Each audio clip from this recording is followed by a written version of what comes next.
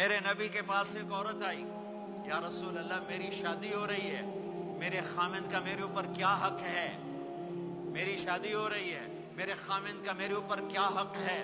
میرے نبی نے فرمایا تیرے خامند کے جسم پہ زخم ہو، زخموں میں گندا پانی پیپ بھر جائے اور تو زبان سے چاٹ چاٹ کے اس کے زخم صاف کرے تو بھی تو نے اپنے خامند کا حق ادا نہیں کیا۔ ہاں، میرے نبی تشریف لے جا رہے تھے، اونٹ نے سجدہ کیا، صحابہ کہنے لگے یا رسول اللہ یہ اونٹ آپ کو سجدہ کر رہا ہے، ہم نہ کریں سجدہ؟ نہیں، میری شریعت میں سجدہ اللہ کو ہے، اگر ہوتا تو میں بیوی سے کہتا خامد کو سجدہ کر۔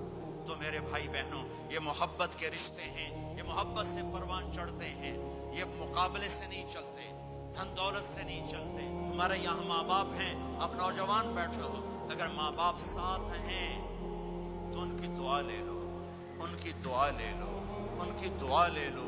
ماں کی دعائیں تمہیں نبیوں کے ساتھ کھڑا کر دیں گی، باپ کی دعا تمہیں بڑے بڑے کتب ابدالوں کے ساتھ کھڑا کر دے گی۔